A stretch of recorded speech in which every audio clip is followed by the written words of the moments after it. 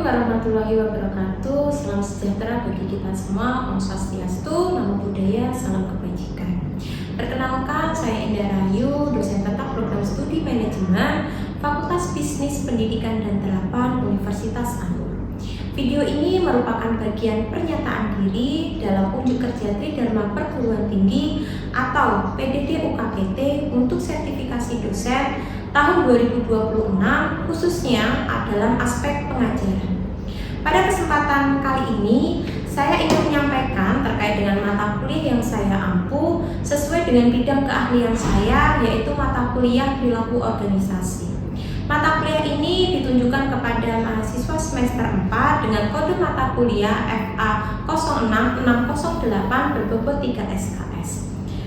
Diselenggarakan dalam 16 kali pertemuan tatap muka dengan rincian 14 kali pertemuan materi dan 2 kali untuk pertemuan ujian tengah semester dan ujian akhir semester. Mata kuliah ini membahas terkait dengan konsep, teori, dan penerapan perilaku individu, kelompok, dan organisasi untuk mencapai tujuan. Adapun CPL dalam mata kuliah ini yaitu sikap 9, menunjukkan sikap bertanggung jawab atas pekerjaan di bidang keahliannya secara mandiri. Pengetahuan 2, menguasai konsep teori, perkembangan isu-isu bisnis, dinamika organisasi, serta perspektif teori dan perilaku organisasi. Keterampilan umum 1, yaitu mampu menerapkan pemikiran logis, kritis, sistematik, dan inovatif. Keterampilan khusus 1, mampu mengaplikasikan pengetahuan manajemen dan bisnis yang tepat dalam menyelesaikan tantangan organisasi pada berbagai tipe perusahaan, di mana CPL tersebut telah divalidasi oleh Ketua Program Studi dan gugus pengendali mutu program studi. Terdapat 3 CPMK dalam mata kuliah ini. CPMK yang pertama, mahasiswa mampu menganalisis perilaku individu dalam organisasi sebagai dasar peningkatan efektivitas kerja.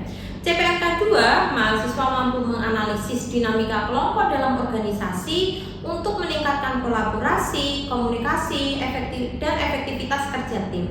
CPMK 3, mahasiswa mampu mengevaluasi pengaruh budaya organisasi, transformasi digital, dan isu-isu organisasi kontemporer terhadap efektivitas organisasi serta memberikan rekomendasi perbaikan. Terdapat 3 komponen utama dalam pembelajaran mata kuliah ini, yaitu delivery, interaction, dan juga assessment. Untuk delivery, saya memberikan materi serta RPS yang dapat diunduh langsung oleh mahasiswa pada sistem e-learning. Kemudian untuk presentasi interaktif yang langsung dilakukan tatap muka untuk mendukung pemahaman mahasiswa. Materi yang saya sampaikan didukung dengan media pembelajaran seperti Learning Management System, video, studi kasus, dan juga Canva. Interaksi pada mata kuliah ini melibatkan komunikasi 2 arah antara dosen dan juga mahasiswa berupa diskusi, tanya jawab, kolaborasi, dan juga refleksi bersama. Asesmen atau penilaian yang saya lakukan dalam mata kuliah ini mencakup asesmen formatif untuk penilaian proses yang dilakukan melalui kuis, tugas proyek individu maupun kelompok, serta penilaian sikap dan keterampilan sesuai dengan RPS. Kemudian asesmen sumatif untuk penilaian akhir berupa ujian tengah semester dan ujian akhir semester. Model pembelajaran yang digunakan dalam pembelajaran ini berupa direct instruction, CAS method, project based learning, cooperative learning, dan problem based learning dengan metode pembelajaran yang dilakukan berupa ceramah interaktif, tanya jawab, diskusi, analisis studi kasus, dan juga presentasi. Referensi yang saya gunakan dalam mata kuliah ini berupa buku referensi, modul ajar, serta artikel jurnal bereputasi yang memiliki nilai kebaruan agar mahasiswa mampu mengikuti perkembangan ilmu pengetahuan teknologi di masa kini. Berikut adalah proses pembelajaran dalam mata kuliah perilaku organisasi. Assalamualaikum warahmatullahi wabarakatuh.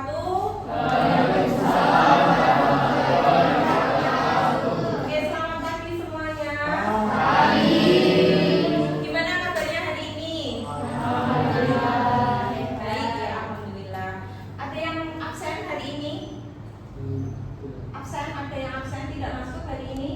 Ada.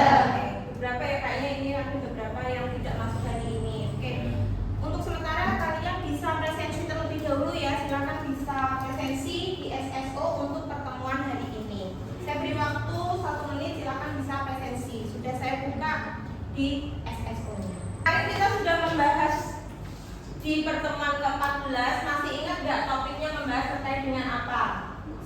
Masih. Kira-kira apa, Ami? Kolaborasi antar lintas generasi. Oke, masih ada yang ingat kemarin salah satu yang kamu ingat membahasnya apa? Topik apa temanya? Terkait perbedaan karakteristik antar generasi dari mulai generasi baby boomer sampai Z. Oke, salah satu yang kamu paham, misal generasi Z itu generasi yang Generasi Z itu lebih cenderung ke yang seperti mudah belajar dan dia sangat dekat dengan teknologi digital. Oke, betul. Ya, generasi Z itu adalah generasi yang lahir pada tahun 1997 sampai dengan 2012. Salah satunya karakteristiknya mereka adalah digital native, yaitu dekat dengan teknologi, di mana dari lahir mereka sudah menggunakan atau beradaptasi dengan teknologi. Nah, hari ini di pertemuan ke-15 ini juga kita masih membahas salah satunya fenomena yang masih dekat dengan generasi Z, ya. Sebelumnya saya ingin bertanya, sebelum memasuki materi, saya ingin bertanya terlebih dahulu kepada kalian, yaitu misal nanti kalian lulus, berarti ini semester 4, nanti kalian 2 tahun lagi sudah lulus, dan misal 2-3 tahun lagi kalian akan mendapatkan pekerjaan. Misal gaji kalian hari ini, ya, di minggu tahun depan atau setelah lulus nanti gaji kalian adalah 8 juta, ya. Terus kalian mendapatkan atasan yang baik, gajinya berarti kan sudah termasuk dalam kategori yang sudah tinggi, rekan kerjanya enak, pemimpinnya juga baik. Kira-kira keputusan kalian itu akan tetap bertahan atau pindah dari pekerjaan tersebut? Kalau pindah mendapat gaji yang lebih tinggi, kira-kira 12 juta, pindah, Mas? Alasannya apa? Karena gajinya lebih besar. Karena gajinya lebih besar, ya, karena orientasikan gaji gitu ya. Oke, boleh. Siapa lagi? Oke, Mas Edji. Karena ini pengalaman baru. Karena ingin mencari pengalaman baru gitu ya, di tempat baru. Oke, 2 orang memilih gaji dan mencari pengalaman baru untuk pindah dari tempat kerjanya, ya. Ada yang bertahan, kira-kira ketika gajinya walaupun tinggi, ada nggak yang memilih bertahan? Oke, kenapa Mbak Dinin? Karena saya ingin memberikan loyalitas terhadap perusahaan. Karena ingin loyal gitu ya, karena kalau tadi pemimpinnya sudah baik, rekan kerjanya sudah enak, dan lain-lain, ya. Oke, berarti ada sisi yang sudah memilih bertahan, ada juga yang milih pindah dari tempat kerja. Ini merupakan salah satu fenomena yang unik di mana identik dengan generasi Z, yaitu berkaitan dengan turnover intention, di mana materi yang akan kita bahas pada pertemuan ke-15 ini yaitu terkait dengan turnover intention dan juga job hopping. Oke, langsung saja kita memasuki ke materi hari ini. Kita membahasnya terkait dengan turnover intention dan juga job hopping. Jadi di dalam materi pokok pembelajaran ini nanti kita akan membahas terkait dengan pengertian turnover intention, faktor-faktor yang menyebabkan turnover intention, terus ada terkait dengan dimensi turnover intention, pengertian job hopping, terus perbedaan turnover intention dan juga job hopping, kemudian karakteristik dari job hopping, dan juga nanti akan ada diskusi, dan juga yang terakhir membahas terkait dengan kesimpulan. Oke, kita membahas yang pertama terlebih dahulu, yaitu turnover intention.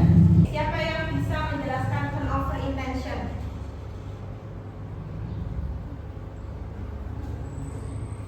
Oke, Mas Rizky. Menurut saya ya Bu, satu tandanya adalah karyawan mulai terlihat tidak bersemangat bekerja. Misalnya dulu aktif memberikan ide, tetapi sekarang menjadi pasif dan hanya mengerjakan tugas sepenuhnya. Oke, berarti mereka itu sudah tidak bersemangat ya, salah satunya di dalam organisasi atau perusahaan, berarti sudah ada rasa niat ingin keluar dari perusahaan. Oke, ya berarti kalau memang itu sesuai dengan pengertiannya, turnover intention itu merupakan niat seseorang karyawan untuk meninggalkan organisasi di mana mereka bekerja. Mungkin salah satunya tadi yang dikatakan sama Mas Rizky, salah satunya mereka sudah mulai tidak bersemangat, ya, dan lain-lain. Yaitu mereka dilakukan secara sukarela dalam waktu tertentu. Jadi di sini ada juga pengertian menurut Mom dan juga Biff pada tahun 1995 bahwa turnover intention merupakan proses psikologis yang melibatkan pemikiran untuk keluar. Jadi di mana mereka itu sudah memikirkan thinking of quitting. Terus kemudian ada pencarian alternatif pekerjaan. Ya, jadi mereka sudah mulai search for alternatif, kemudian meninggalkan organisasi atau intention to quit. Itu merupakan pengertian dari Mom dan Biff. Nah, di sini ada juga menurut Robin dan Judge, ini merupakan salah satu referensi buku yang sering digunakan khususnya dalam manajemen sumber daya manusia atau SDM, di mana di sini mengatakan bahwa turnover intention itu merupakan salah satu bentuk withdrawal atau penarikan perilaku diri yang muncul akibat dari rendahnya kepuasan kerja. Kemudian lemahnya komitmen organisasi, ada juga tingginya stres kerja maupun kondisi lingkungan kerja yang kurang mendukung, sehingga mereka itu tidak mampu mengelola faktor-faktor tersebut dan pada akhirnya menjadi keputusan untuk meninggalkan sebuah organisasi. Ya, jadi dengan demikian turnover intention itu dapat disimpulkan sebagai niat atau kecenderungan psikologis seorang karyawan untuk meninggalkan organisasi secara sukarela. Nah, sekarang kita membahas job hopping. Ada yang tahu nggak pengertian dari job hopping itu apa? Job hopping adalah perilaku seseorang yang sering berpindah bekerja. Berpindah tempat bekerja. Nah, ini nih merupakan salah satu isu yang sedang ramai yang dilakukan sama generasi Z. Kira-kira nanti kalau kalian bekerja, kalian akan lebih bertahan di tempat kerja tersebut apa suka berpindah-pindah?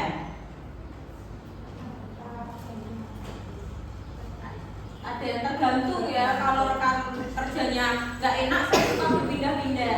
Nah, ini menjadi permasalahan bagi HR ini ya, HR, di mana banyak sekarang perilaku karyawan itu baru daftar, ya mereka keterima, belum ada sebulan mereka pindah kerja lagi.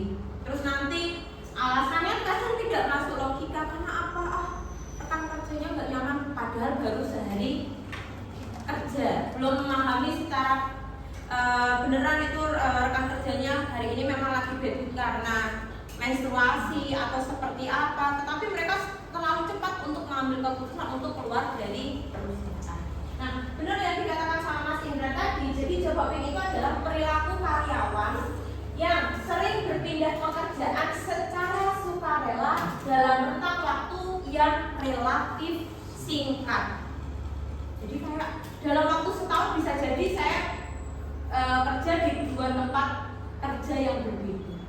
Ya, menurut kalian perilaku job hopping sama agensi ini positif apa negatif? Kenapa negatif? Kenapa negatif perilaku job hopping pada agensi? Karena suka berpindah-pindah pekerjaan dengan rentang waktu yang tersebut. Oke, berarti karena terlalu sering berpindah-pindah pekerjaan dalam relatif singkat, berarti karakteristiknya kamu anggap apa? Tidak loyal seperti itu? Ya, tidak loyal karena setahun iso 2 kali, itu negatif. Ada yang beranggapan positif? Saya berpendapat bahwa job hopping itu ada sisi positifnya. Salah satunya dapat meningkatkan pengalaman kerja. Jadi karyawan memperoleh pengalaman kerja di berbagai perusahaan, tidak hanya di satu perusahaan. Oke, berarti ada sisi negatifnya dan sisi positifnya. Kalau sisi positifnya tadi, karyawan itu akan lebih mudah beradaptasi terhadap lingkungan kerja, sehingga mereka itu pengalaman kerjanya akan lebih banyak karena dapat tempat satu ke tempat yang lain. Nah, kita akan membahas nih terkait dengan karakteristik dari perilaku job hopping. Ya, kalau tadi benar yang dikatakan ada sisi positifnya dan ada sisi negatifnya. Karena yang pertama kalau kita lihat sisi negatifnya memang terkait dengan masa kerjanya itu relatif singkat. Dimana mereka suka perilakunya berpindah-pindah ya, dari perusahaan satu ke perusahaan yang lain. Biasanya berpindah kerja dalam waktu 1 sampai dengan 3 tahun. Terus juga berorientasi terhadap pengembangan karir. Jadi benar yang dikatakan sama Mbak Rita tadi, mereka itu peluang untuk belajarnya lebih tinggi, promosi terhadap kompetensinya juga lebih tinggi. Karena apa? Mereka kan pengalamannya akan lebih banyak karena berpindah-pindah dari beberapa perusahaan. Terus juga terkait dengan adaptif terhadap perubahan. Gen Z ini sangat keren sekali ya. Dia ibaratnya keluar dari perusahaan satu, biasanya akan lebih cepat juga untuk mendapatkan pekerjaannya. Mereka bisa adaptasi dengan cepat antara perusahaan sebelumnya dengan perusahaan yang selanjutnya. Karena apa? Mereka itu karakteristiknya sudah juga bisa atau mudah menyesuaikan diri dengan organisasi. Terus di sini terkait dengan komitmennya organisasi berarti relatif lebih rendah. Itu sisi negatifnya. Tadi ada yang mengatakan karena cenderung berpindah-pindah berarti komitmen organisasinya rendah, maka loyalitasnya juga rendah. Terus juga di sini ekspektasi tinggi terhadap pekerjaan. Jadi mereka ini harapannya Gen Z ini kan lingkungan kerjanya yang enak, fleksibel, terus juga kepemimpinannya itu yang juga yang mereka itu bukan yang otoriter, terus juga budaya organisasi itu juga pengen disesuaikan dengan prinsip-prinsip nilai mereka. Ya, jadi ini adalah karakteristik dari job hopping. Nah, sekarang kita membahas perbedaan. Tahu nggak perbedaan turnover intention sama job hopping? Apa salah satu perbedaan dari turnover intention dan juga job hopping? Kalau tadi sudah membahas turnover dan juga job hopping, salah satu perbedaannya apa kira-kira? Oke, Mbak Ririn? Kalau turnover itu belum tentu dia sudah ada plan untuk pindah kerja di mana, sedangkan kalau job hopping itu dia sudah nge-plan setelah ini akan pindah kerja di mana. Oke, jadi ada Mbak Ririn mengatakan bahwa turnover itu baru planning. Ya, tapi kalau sudah job hopping itu sudah bentuk tindakan nyata. Benar yang dikatakan. Jadi turnover itu baru niat atau keinginan, ya. Tetapi kalau job hopping itu berupa tindakan nyata untuk berpindah kerja. Terus yang kedua, turnover intention itu belum tentu mereka resign karena masih mempertimbangkan tadi ya. Terus di sini kalau job hopping itu sudah pasti terjadi perpindahan kerja. Terus yang ketiga, turnover intention itu masih berupa psikologis ya dari karyawan, kemudian di sini sudah menjadi perilaku aktual pada job hopping. Nah, itu tadi beberapa perbedaan dari turnover intention dan juga job hopping. Nah, sekarang akan ada diskusi di mana nanti saya akan membagi menjadi 4 kelompok ya. Nanti akan ada 1 pertanyaan diskusi, nanti silakan bisa dipaparkan hasil jawabannya. Untuk pembagian kelompok akan saya bagi baris pertama dan kedua menjadi kelompok 1 sampai Mbak Rita, nanti selanjutnya itu ke kelompok 2. Terus di sini nanti baris pertama sampai Mbak Mila nanti sebagai kelompok ketiga dan seterusnya nanti sebagai kelompok keempat. Nanti akan ada 1 pertanyaan, silakan nanti dipilih siapa yang akan menjadi ketuanya atau pemimpinnya. Di situ nanti silakan untuk memaparkan hasil jawabannya. Apa sih pertanyaan diskusinya nanti? Pertanyaannya adalah, bayangkan misal nanti kalian 5 tahun lagi sebagai seorang HR manager, maka kebijakan apa yang akan kalian lakukan untuk mengurangi turnover intention dan juga job hopping? Ya, nanti silahkan dijelaskan alasannya. Jadi silakan saya berikan waktu 3 menit untuk berdiskusi ya bersama timnya. Nanti salah satu perwakilannya bisa ketua atau anggotanya nanti untuk memaparkan hasil jawabannya. Oke, silakan bisa berdiskusi. Kelompok 2.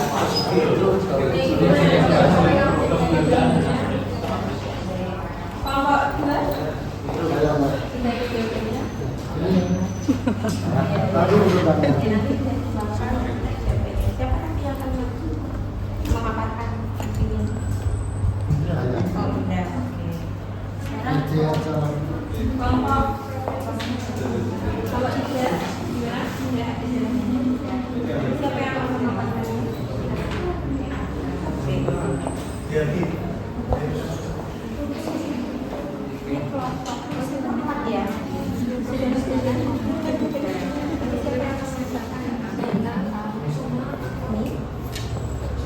Sudah selesai waktunya untuk berdiskusi. Sekarang nanti memaparkan jawabannya. Silakan nanti perwakilan salah satu kelompok dimulai dari kelompok 1, kelompok 2, kelompok 3 dan juga kelompok 4. Jadi kita mulai dari kelompok 1. Siapa yang akan memaparkan? Oke, silakan Mbak. Diskusi kami berdiri aja.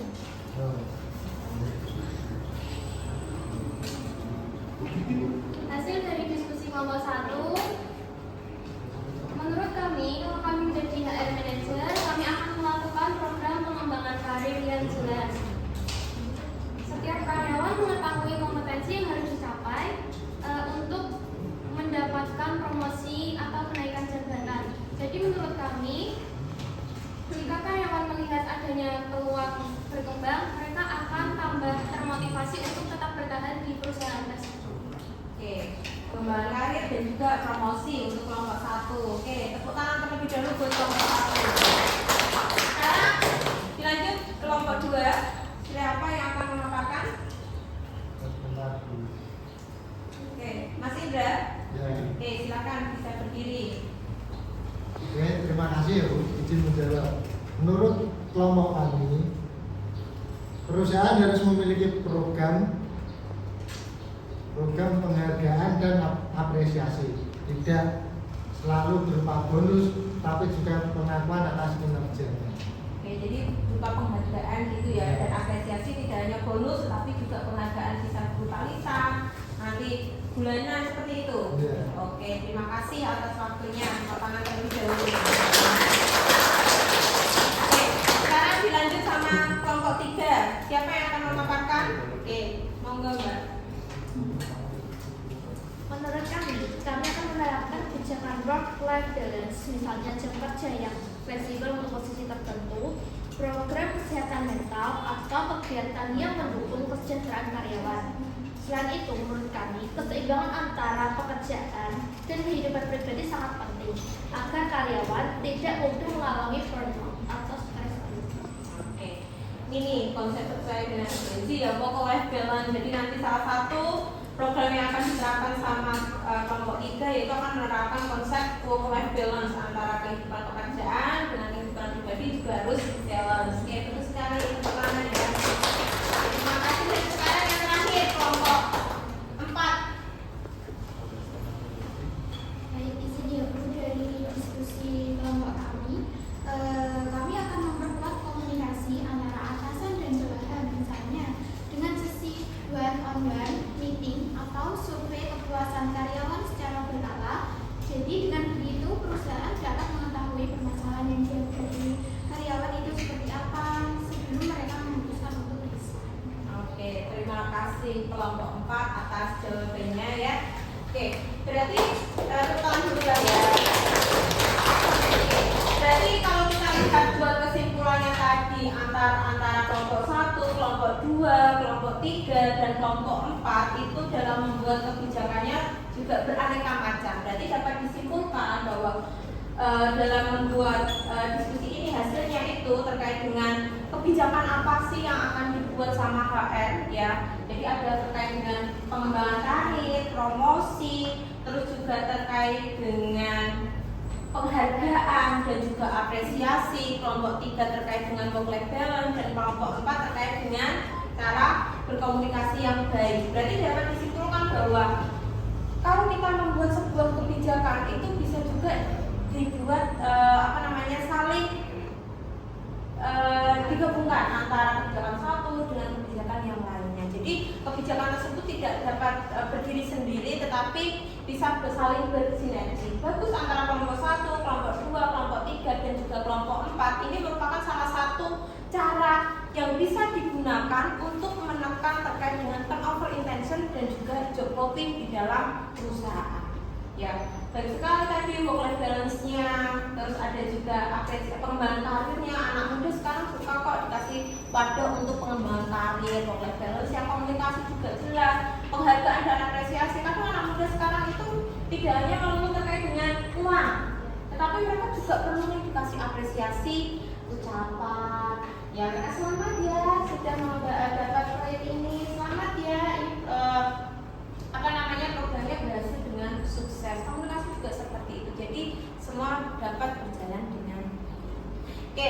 Berarti kita membuat kesimpulan pada materi kita pagi hari ini. Ya, kesimpulannya apa sih terkait dengan turnover intention dan juga job hopping? Jadi turnover intention dan juga job hopping itu merupakan dua konsep yang saling berkaitan, di mana dalam kajian perilaku organisasi. Di dalam perilaku ini, turnover itu mengacu pada niat atau keinginan psikologis seorang karyawan untuk meninggalkan organisasi sebelum mereka benar-benar mengundurkan diri.